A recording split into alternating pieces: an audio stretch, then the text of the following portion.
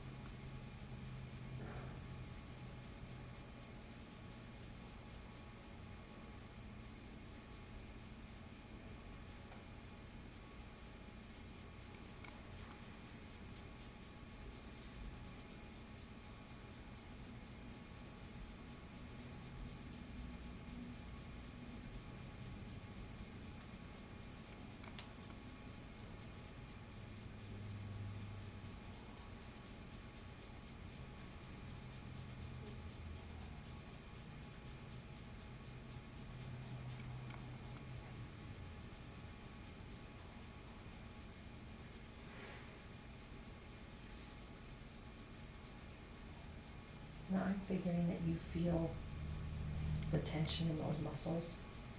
Mm-hmm. I mean, that's what you do, but Pardon? that's what you do, so of course you can.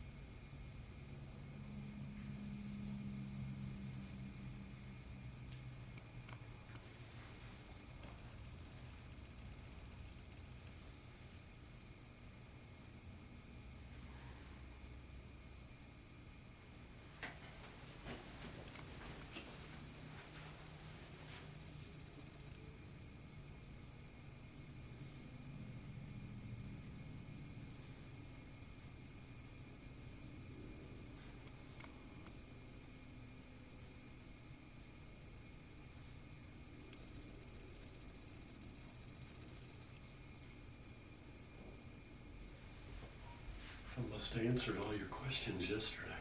I'm kind of tired this morning. I don't think I woke up yet. And you weren't even the one on the table. I know.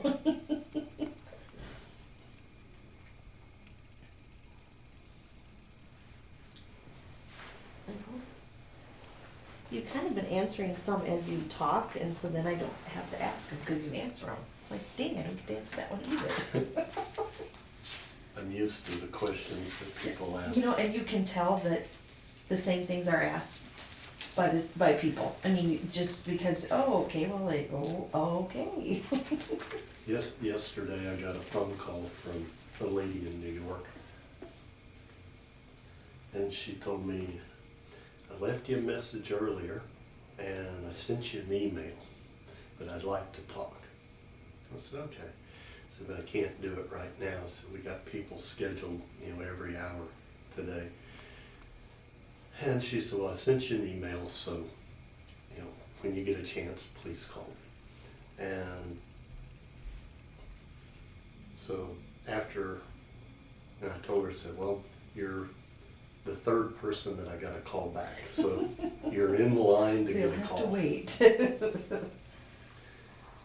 Anyway, I got the email message and I looked it over, and so I'm thinking it's a brand new person just requesting information. Okay. And anyway, turns out that she did request information back in June of 2009. Wow. So it's taken 5 years. Wow. For her Four and a half, 5, for whatever. her to Yeah, 5 years. say I, Well, she'd been trying other stuff. She hadn't just been sitting Okay. around twiddling her thumbs, but just hadn't worked. So Mhm. anyway, I told her, I said, well, you got the list of frequently asked questions back then. I've updated it a little bit. So, and sent her some more information. She was still, it was kind of late, so she wrote me back, and so I answered those questions. And then we talked a bit this morning. I told her, I said, give me a call, 10 o'clock your time, and we can talk. we'll keep it short.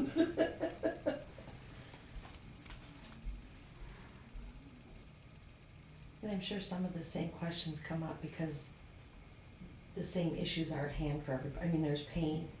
How is that gonna be resolved? I mean, it's a lot of the same, even though it might be it might be a jaw, might be a head, might be something else, but it's the same things, it's the same feelings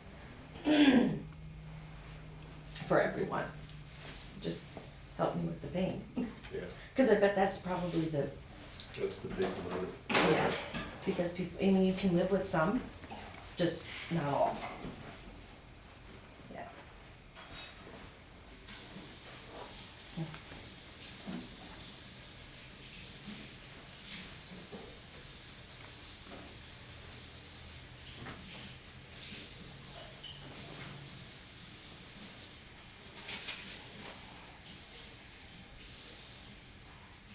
Somebody else sent me an email, and she said, I heard about you on a occipital neuralgia form, pain in the back of the head. Okay. So,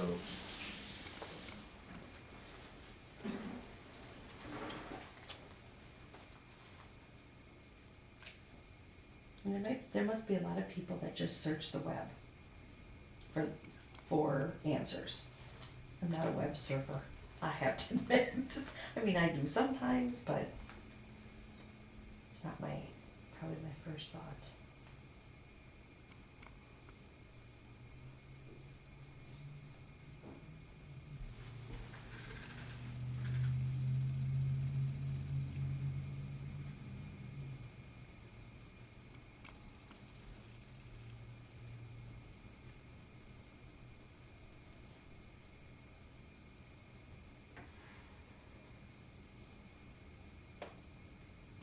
part of what I'm feeling is some compression in Ron's neck, in the neck.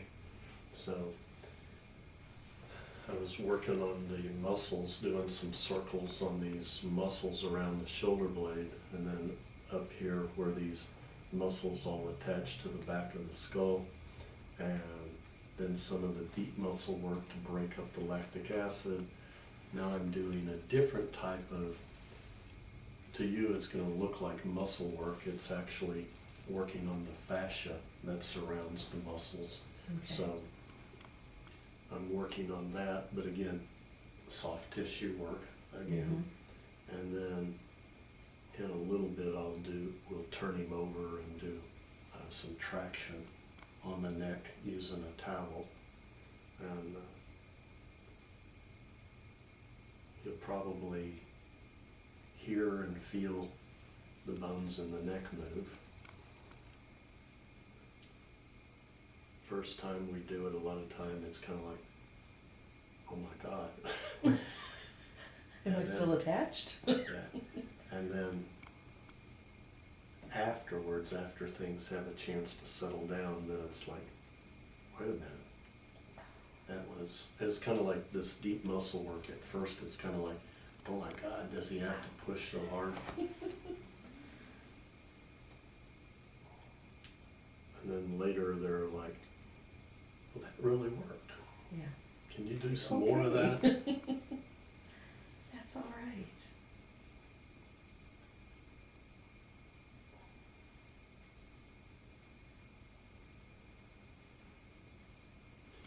Years ago when I first got out of school and I had one table in my office, a chiropractic table that would move and all that.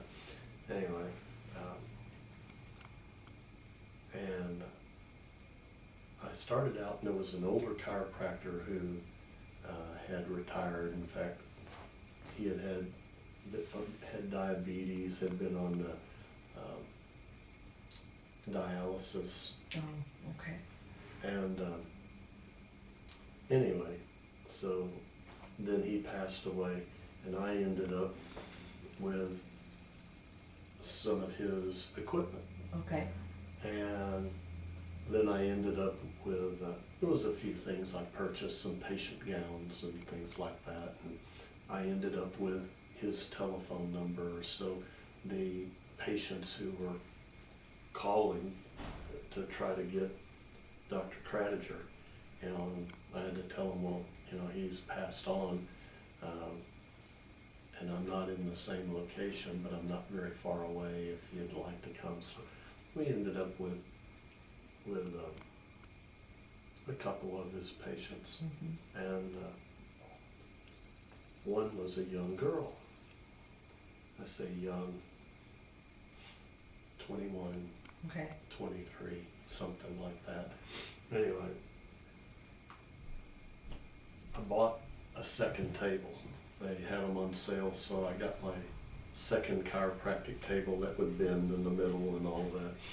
Okay. And it was made of, it had that new car smell, that leather smell. And this girl came in, and she had been in a couple of times. I don't remember if it was her low back or shoulder, both. whatever. Something. Combination. And anyway, she came in, and I put her in the new room and on the new table. And anyway, she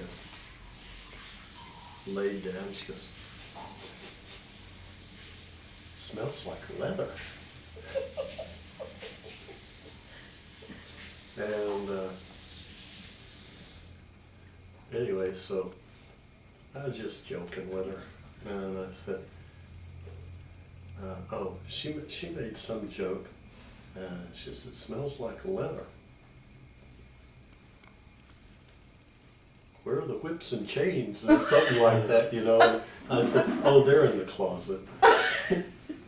And if the eyes kind of went, well, she was face down on the table. I couldn't see what happened, right? And then, I continued working on her. And of course, the closet was actually where the water heater was, right? And so then I had a secretary, and when I finished working on the lady, and took her up front, and she was writing a check for her visit. And we're all three just standing there, and I told the secretary, I said, yeah, the patient here took her and laid her down on the new table and started working on her, and she made a comment that it smelled like leather and wanted to know where were the whips and chains, and without blinking an eye, she said, would you tell them they're in the closet? And that's when her eyes got big. She's like, they're all on the same page. Wacky people, don't come back. Oh boy. I had to show her that it was a water closet. It's okay, it's all right. Just a water heater. And you probably couldn't have planned that better if you had planned it. I We mean, didn't plan it, she said the exact words that I said. And she wasn't right there to hear me say it, you know, so it was funny. You gotta mess with people every once in a while, you know.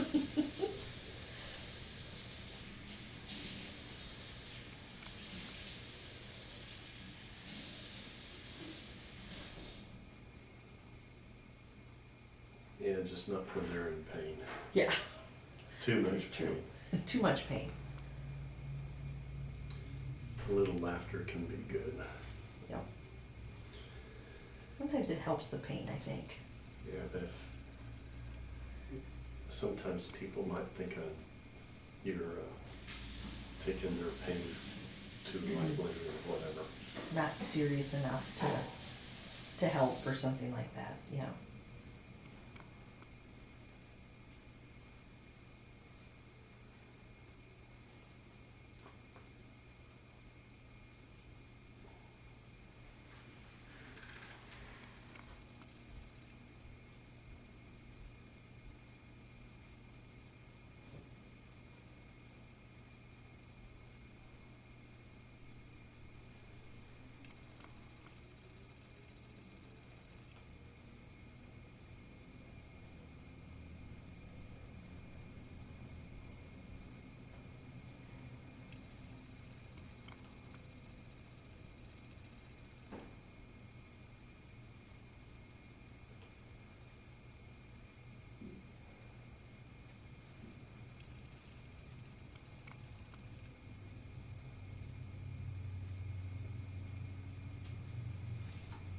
Yeah, this whole thing is just, these muscles are so tight it's pulling it down, so it's feeling jammed.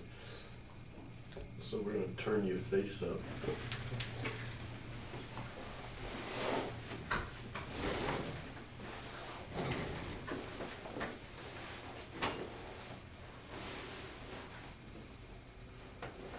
And I'm going to use this little towel to stretch your neck. So so I'll just stretch it as you're breathing, and then somewhere in there I'll give a tug, and you'll probably feel a release or two here in your neck.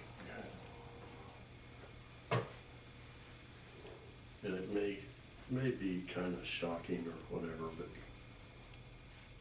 the goal is to get you well.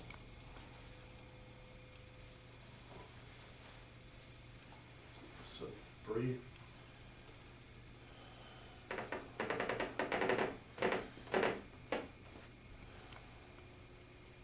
Just some deep breaths.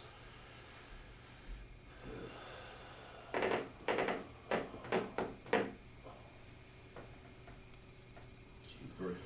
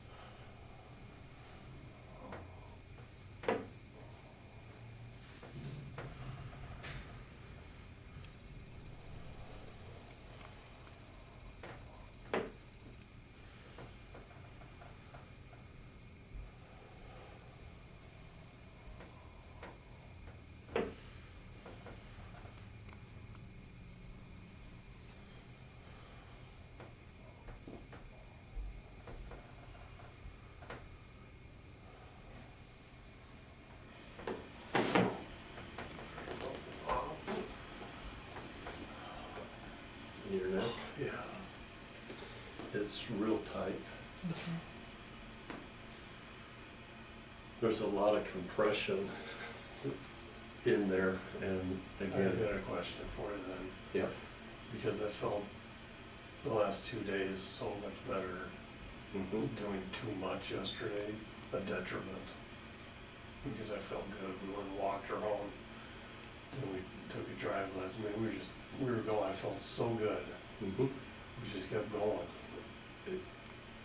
I don't know. You know, who You know, knows? and up and down, I understand, and I'm not discouraged, I understand, I'm gonna have good and bad. Well, it's good that you kind of put it to the test. I mean, you were feeling Yeah. good. If we could have bottled yesterday Yeah, Mhm. and put time in a bottle, And pull it out every morning. there you go. Doesn't work that way.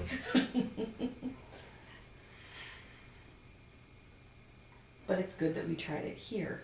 I mean, it's good that we did that maybe Mhm. just to see, okay, how did it work? And maybe it was too much, and if it was, okay, then we know. This Mhm. has gotta be a limit, you know, you gotta, Well, you're gonna, y'all are both adults. God gave you this body. He Mhm. gave you free agency, freedom of choice. Right. And so you listen to it. mhm, Okay, and you're a smart guy. You may not feel like it at the moment, okay, but you're a smart guy. And your body, okay, you may have pushed yourself and, you know, had a little bit too much of a good time or whatever, but, you know, hey, it was nice to have a day, yeah, which was more normal.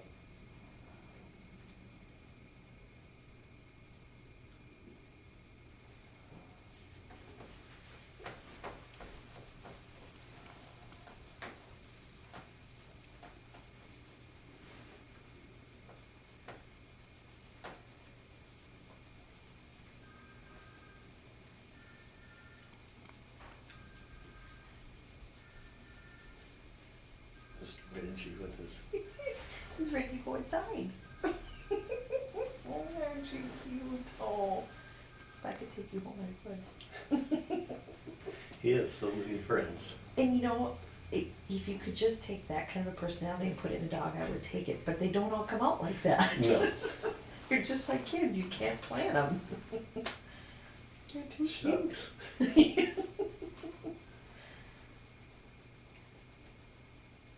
My sister had an American Eskimo, and he was, I'm not kidding you, one of the best dogs I've ever met in my entire life.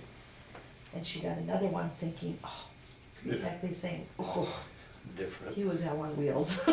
Completely different. Yeah, I can't duplicate that.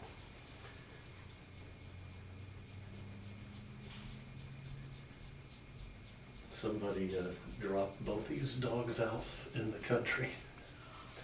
And that's how we ended up with them. Really? 4 dogs got dumped out and the neighbors took 2 and we took 2. Are you ready to go outside and play?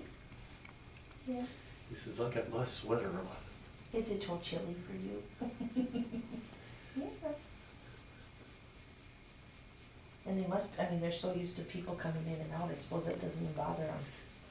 Well, Benji's our PR person. Way to go, buddy. Coco spread the alarm that, hey, somebody's in here I don't recognize.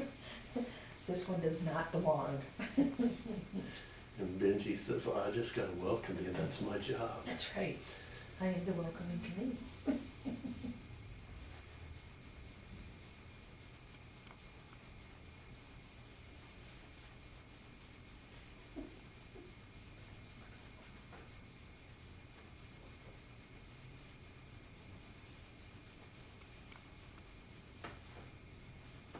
You just like attention. You just like to be petted, loved. Yeah. We had one lady about 3 years ago, and just the whole balloon process was a bit daunting for her. Okay. And she was all nervous and anxious, and she said, Benji just helps me. He's just so calm. I need something to hug. Can I hug him? Oh. You know? And so we let her put him on her chest and her stomach, and she hugged him.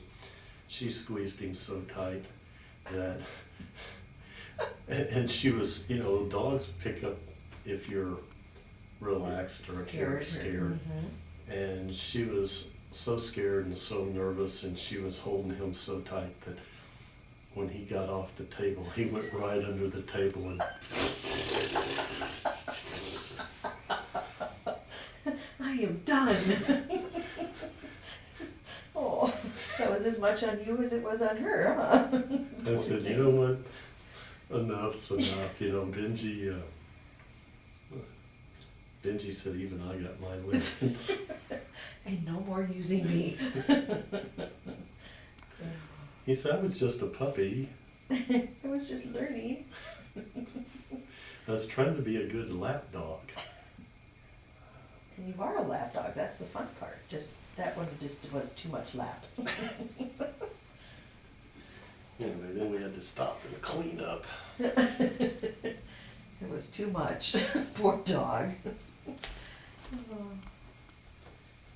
Benji's a good puppy.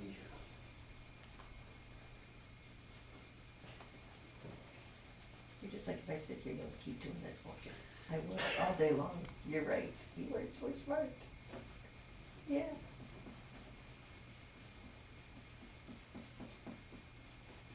Now is he a York? He looks Yorkie. Yeah, Yorkie and Caring Terrier. Okay. Like there's something else there that's so cute. Kind of like Toto. Play Toto in the Wizard of Oz. You could be famous. Mm-hmm.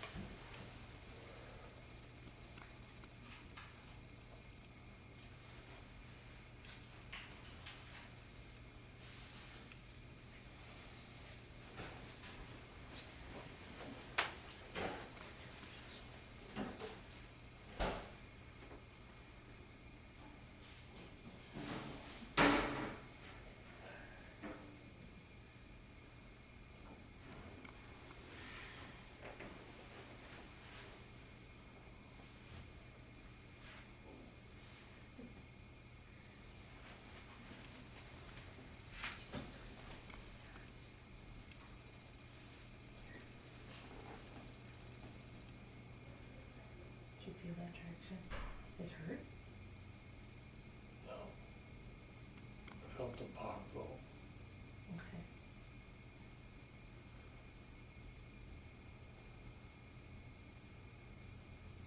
It's like I said, everything just feels so tight.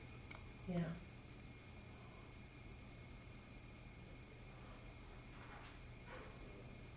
Well, a lot's been bouncing around, so maybe it has to figure out where it belongs. You know, that's the other part.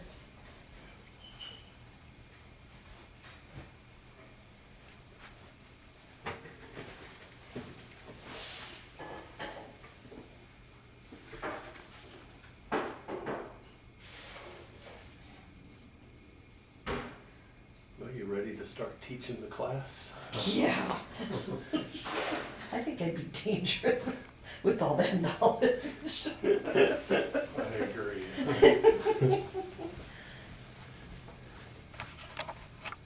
just watch how much pressure you put on your thumbs and things, and I think, wow, just to have that ability to know how much to push and how, where, and it's wild. It's a gift. I don't have that. I don't think I have the patience. That's the honest to goodness.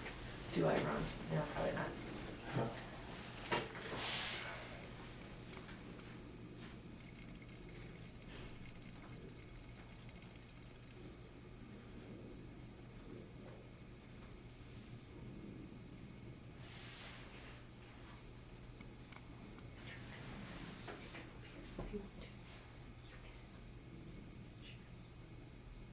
No, not sure? Okay, you can stay down there. That's just. You just make friends wherever you go. Ah. Doesn't matter. Me and dogs, we like each other. Well, this one's so cute. I mean, how could you just, not pet him? Then he sits, you stop and he sits and looks at you like, really, you're done? That's it? That's the best I get? Yeah.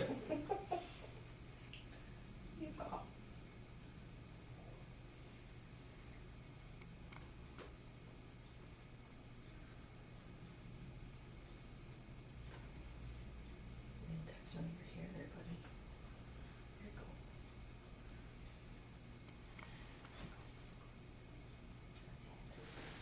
So I'm gonna ask the obvious, and I'm gonna work my way up test time here, so, but again, open book type thing. So, I know it seems obvious, but how many noses does somebody have? One, One. How many nostrils does somebody have? two. Two. And they're separated by, do you know, the septum? Okay. So somebody can have a deviated septum. So, Okay. okay. Now, inside each nostril, you have what are called the turbinate bones. Okay. So they're like three little funnels.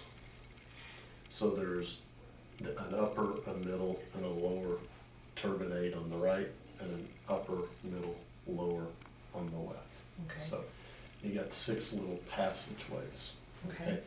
Now they start out wider at the front, more narrow at the back, but they all go to the back of the throat. Okay. Okay. So again, I know that seems pretty basic, and then we're just, so if I were a medical doctor and we were doing an upper GI, then we'd just take a little tube and we'd stick it through the nose, probably through that middle one, because that's the easiest one to hit.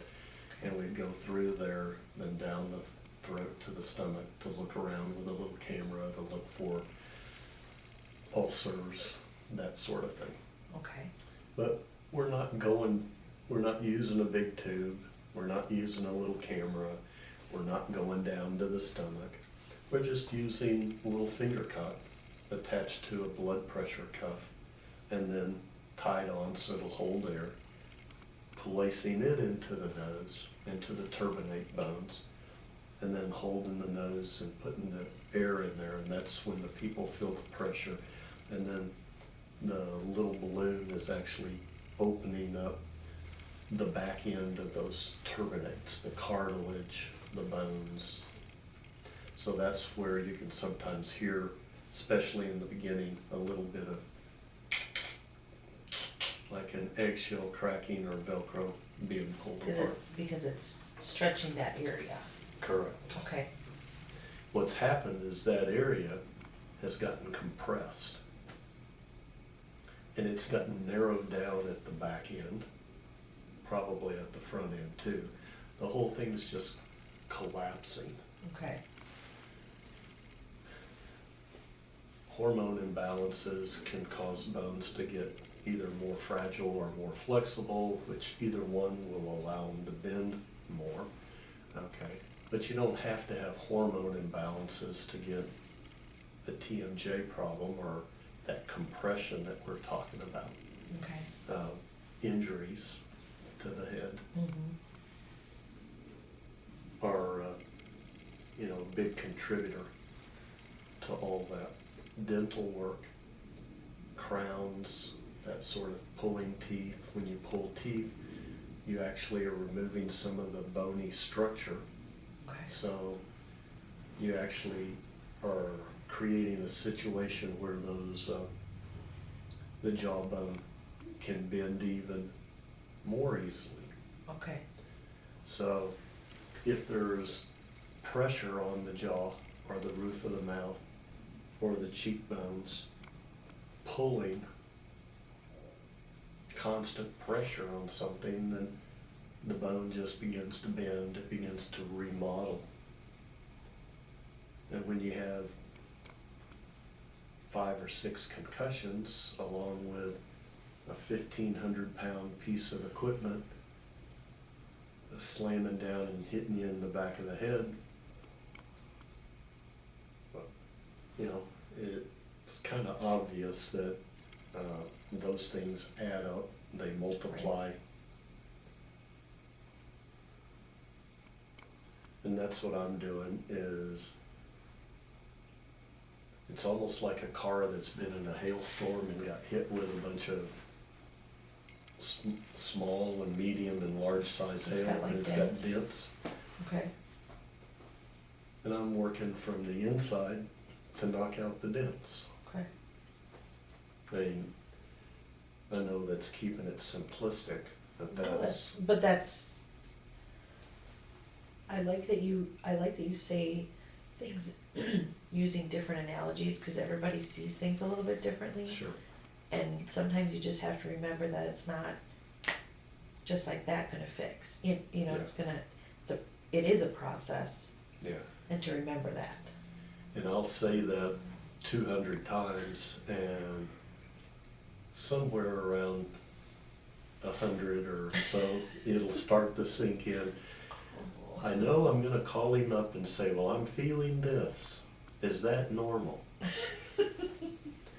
It's a process. It's the process, And remember? then pretty soon, I know he's gonna tell me it's part of the process, But I'm gonna ask anyway. and that's okay. So I might have more than one dent. You do. You have a lot of little pebble dents, honey, Oh, good grief. and some big ones. Yeah. Okay, so now, and the reason I go through this, and then I use this as a teaching time Mhm. also, because when you go back home, it helps you to have a clearer picture of what's happening with the anatomy and Mhm. physiology. Okay, so, You call those turbinates, right? yep.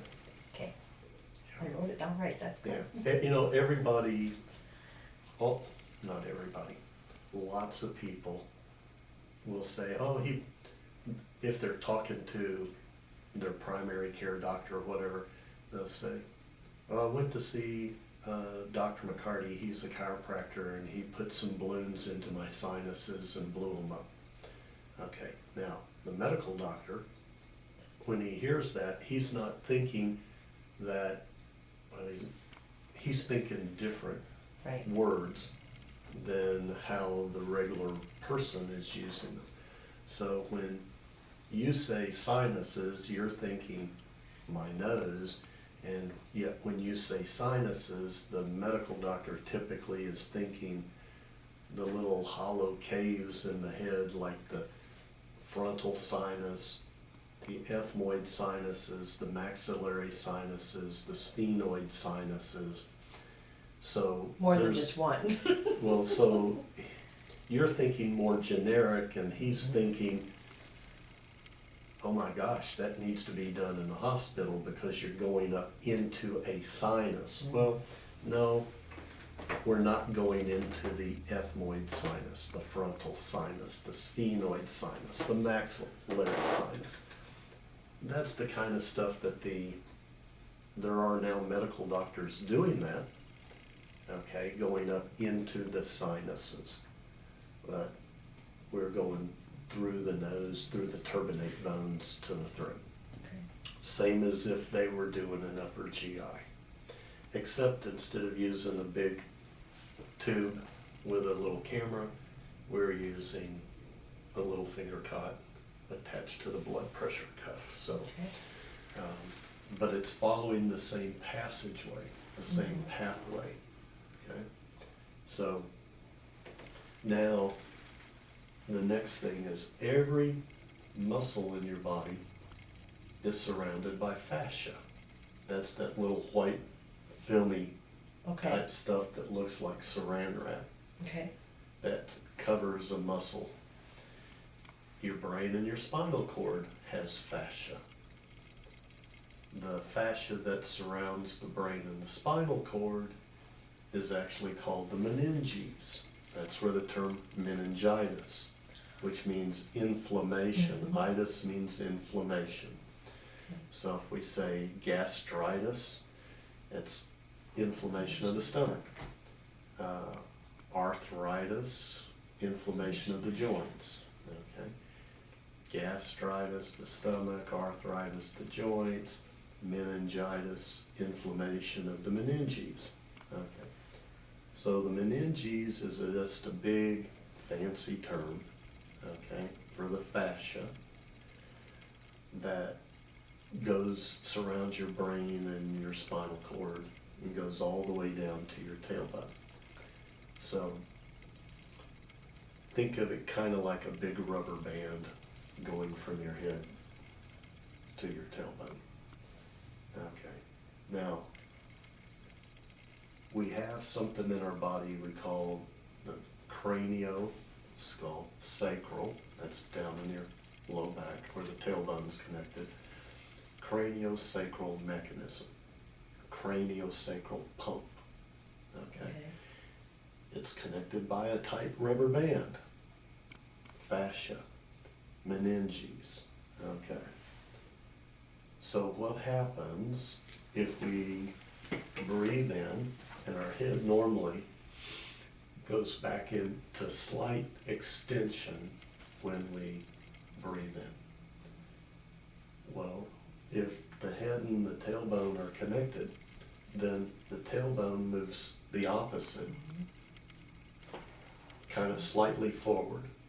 Okay. When you breathe out and your head goes into flexion, the tailbone actually moves slightly backwards.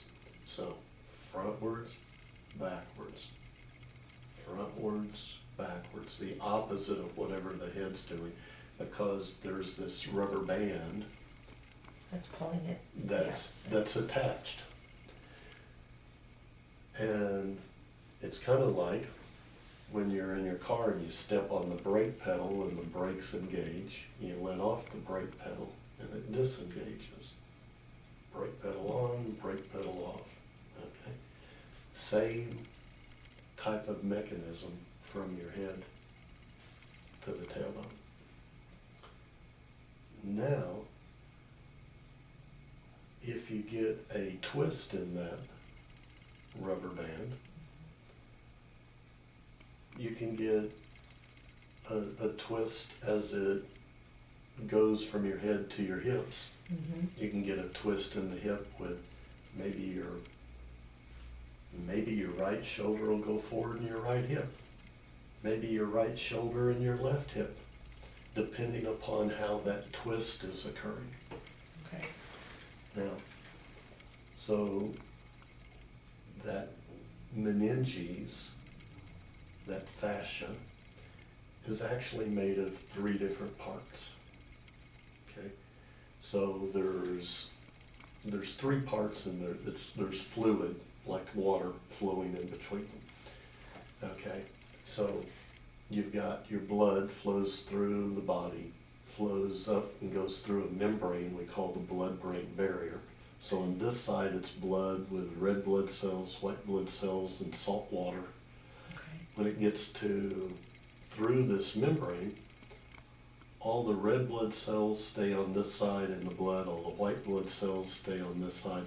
So the cerebral spinal fluid is the same as the blood, basically, without the red blood cells and white blood cells. Okay.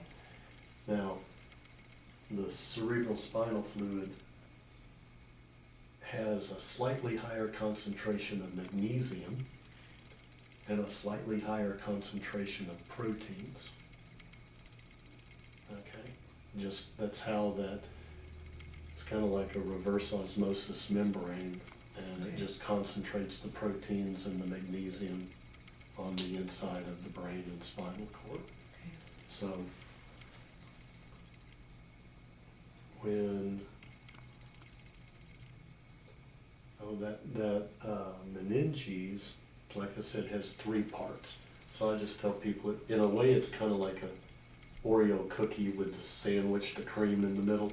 Okay. Okay, but you actually got 3 layers with the fluid flowing in between those layers. So the main layer is called the dura, which comes from D-U-R-A, comes from Latin meaning durable, meaning Okay. tough. Yeah. Okay. Okay. So the dura matter is the tough matter. Okay. That's the one that acts like the rubber band, Okay. a big, thick, flat rubber band on each side, going from your head to your tailbone. The second layer is called the arachnoid. And now if you think arachnoid, doesn't that mean it's dealing with spiders? I was just gonna say arachnophobia, yeah. Yeah. So it means dealing with spiders or cobwebs, so it looks like Swiss cheese. Okay, So it's thinner and it's got holes in it, okay, like kind of like chicken wire, okay, except it's not as tough as the dura. okay, And so the fluid flows through it. okay, And then you got the pia matter. Okay, so you got all 3 of those, and you got the fluid flowing, spinal fluid flowing in between. So when there's an injury, then there's inflammation. So think of it something simple. You're hammering a nail and you hit your thumb, you injure the tissue, blood leaves, you injure the tissue itself, the muscle. You break some blood vessels, you break some red blood cells, and they escape out of the injured blood vessels into the surrounding tissue. So, water is attracted to certain things, like salt will hold on to water, okay? So, proteins will attract water. Sugars attract water. So when you injure a blood vessel, like hitting your thumb, or falling and hitting your head, or a big piece of machinery falling and hitting your head, you get an injury, just like if somebody hit you with a hammer. You break some blood vessels, you break some red blood cells, and those platelets, the broken red blood cells, leak out through the broken blood vessels. They begin to attract water. The proteins leak out, they attract water. The blood sugar, glucose, leaks out, it attracts water, so now you get swelling. mm-hmm, Well, you get swelling on your thumb if you injure it, in your head if you injure that, okay? The swelling releases, the injury releases other chemicals that actually cause the healing reaction to begin, but it makes the dura, arachnoid matter, and pia matter sticky. okay, So when they swell up and they're sticky now like fly paper and they touch each other, now you have an adhesion. okay, And that's just a fancy word for saying a small adhesion is the beginning of scar tissue. So if you get adhesions in that meninges, the dura, pia, and arachnoid, then the cerebral spinal fluid has to go over, under, or around that little area of adhesions, okay? So what happens? It dries out. It interferes with the flow of the CSF, and it starts to dehydrate, dry out over time. That just causes it to pull. Now it's pulling on that rubber band. the dura. You get enough of those, and you start to get a twist. And so each person's twist, your twist is good. You probably had some injuries, whether you realize it or not, and you've got some twist. Your twists are going to be different from Ron's twist. My job is to find the patterns, the twisting patterns, and then know how to release them, find them and fix them. Okay, as I do that, the fluid starts to flow better, the twist begins to unwind in the dura. So that's why I tell people, think of it like a rubber band, think of it like a big towel that's being wrung out. So as you release those, or as you find them and you untwist them, then that's when the fluids start flowing, so it's wet again. Correct. And all the fluids are flowing the way they're supposed to flow. Yeah, the scar tissue actually starts to rehydrate. Okay. And so it's a process of it letting go.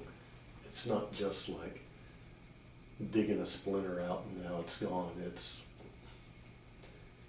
kind of like, it's a process, just like growing a tomato plant or... You have to plant it, water it. Yeah. So does okay, my question just completely escaped me. Why does that happen? It'll come. Not enough blood flow to the brain. Twisted sister over. Oh, scar tissue. Yeah. Does the scar tissue then ever really go away? Or does it, Yes. so does it like kind of break up and go away? Is that, Yes. okay, as the fluids come in and things start getting rejuvenating healthy wise? If you understand that if you push on the brake pedal and you push on the brake pedal and the brakes engage, and that will stop a 3,000-pound car. So, And yeah, okay. I think I'm gonna have to get an anatomy book. And ask Kirsten if I can borrow hers. I'm sure they're expensive. I'm sure.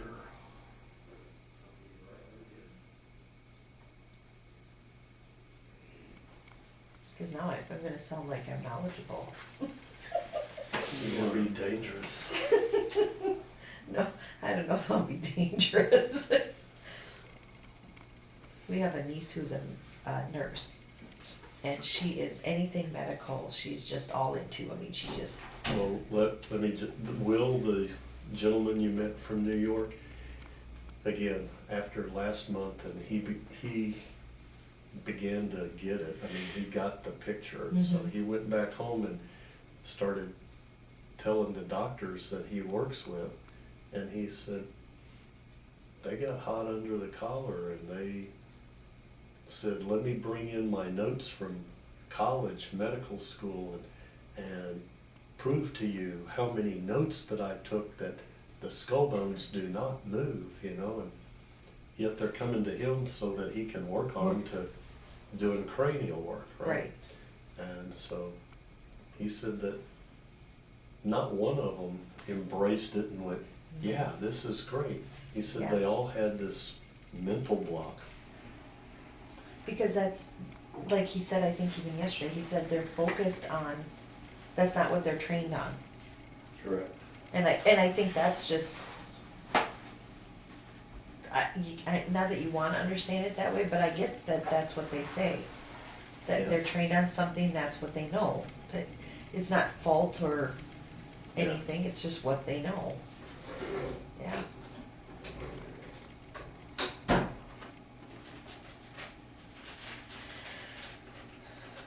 How you doing, honey? All right. All right.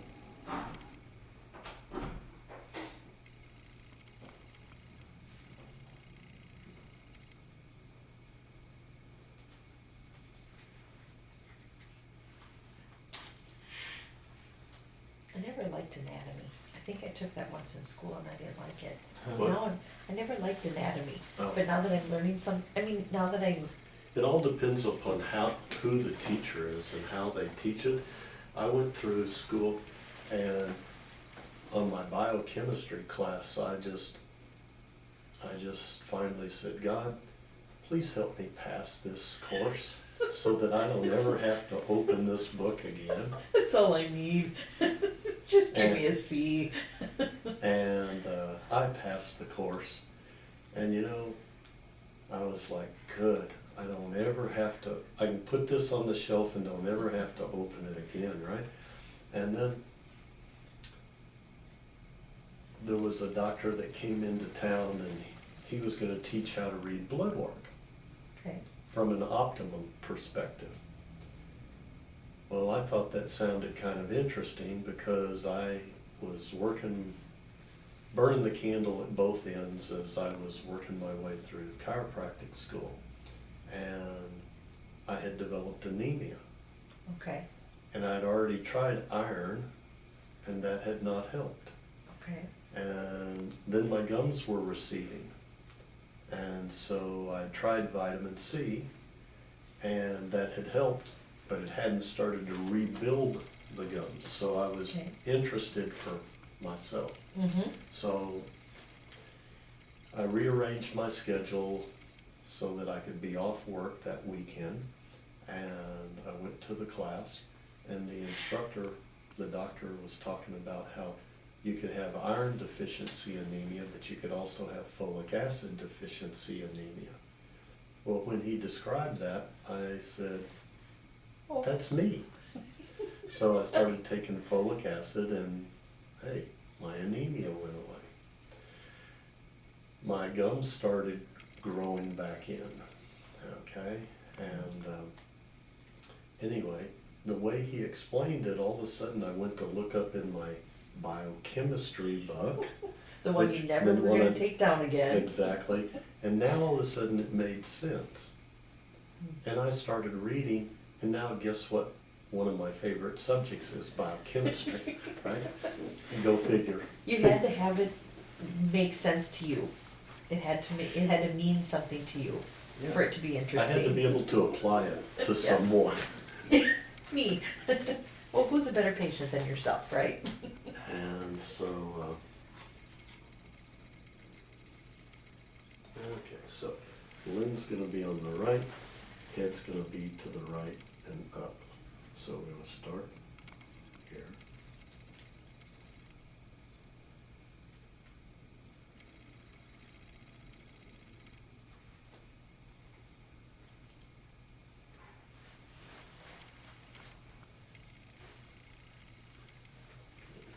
And breathe.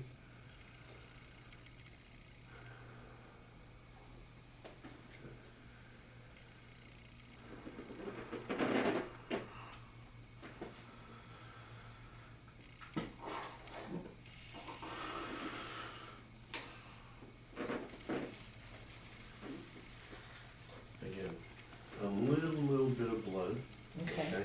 So what that shows me is how much pressure, how much compression his skull is under, and that those little blood vessels up in here, they just have not been getting good blood flow, flowing through them.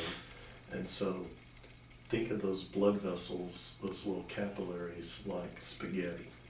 If spaghetti is wet, you can stretch it, bend it, tie it in knots, and you can't hurt it.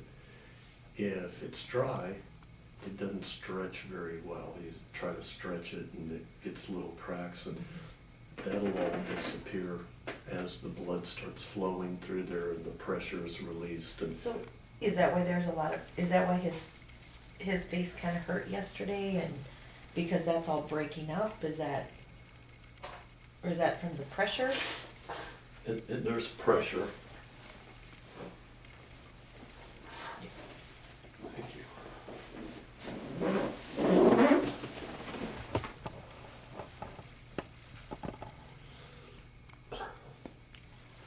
Again, remember, it's a process, so.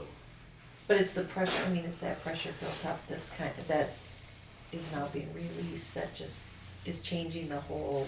It'll change the way the face Outlook. looks and stuff.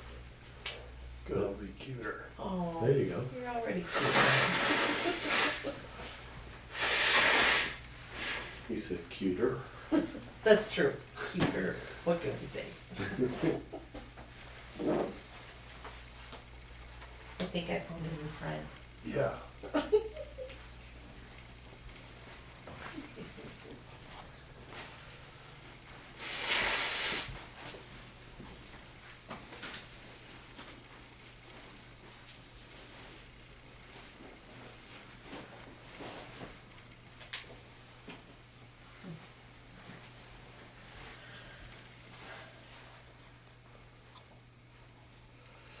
Feel a little less pressure.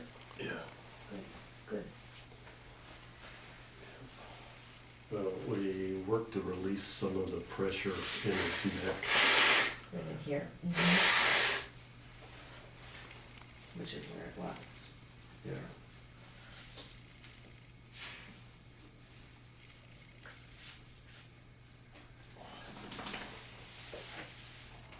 So just go by how you feel.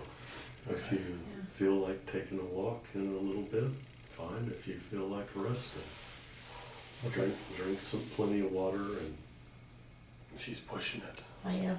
Because you're not really a water drinker.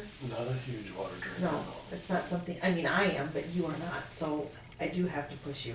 Otherwise you wouldn't drink it. No, but that's fine. Yep. So, hey, that's my job. There you go. That's my job.